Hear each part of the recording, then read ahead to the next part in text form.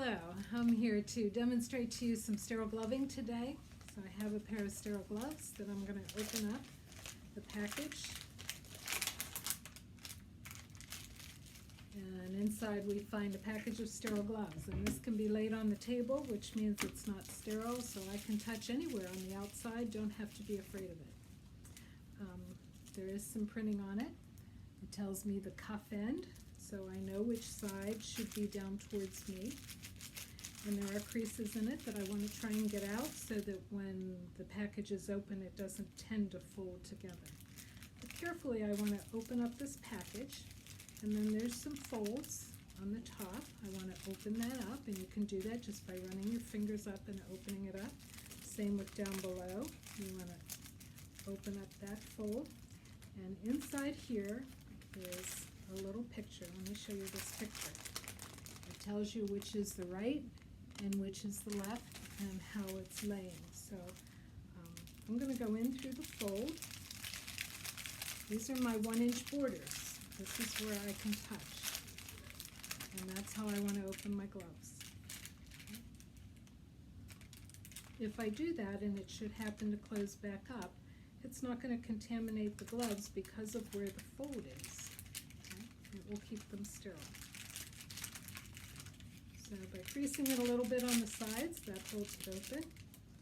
And then my gloves, although they kind of look jabberwocky in here, all sterile gloves are packaged like this, so that you can just scoop them on, if you could, just like that, and they would be correct. So the thumbs are always out, and on the outside of the package there is even a little picture that shows you that. Okay. I'm going to open them back up, put my little crease in, and I want to go for my dominant hand first. It doesn't really matter which one you put on. Most people put their dominant hand on first because they just do. It's easier to pull it down.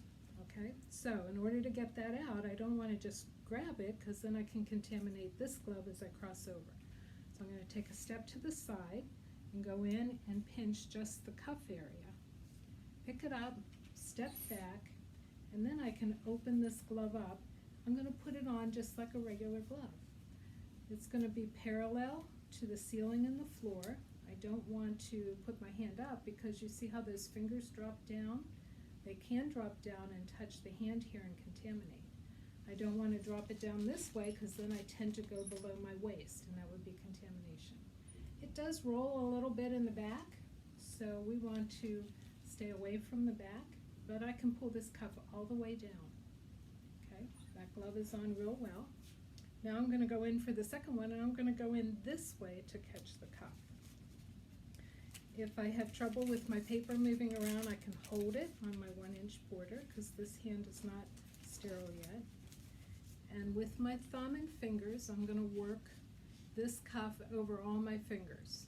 If I have one finger sticking out like this, then I have to protect that finger when I bring this hand in so I don't contaminate that gloved finger. Better to have them all under the cuff, get it down there with your thumb, and then when this hand comes in, this thumb comes out like a hitchhiker thumb. And you're going to put that glove on again, parallel to the ceiling and floor.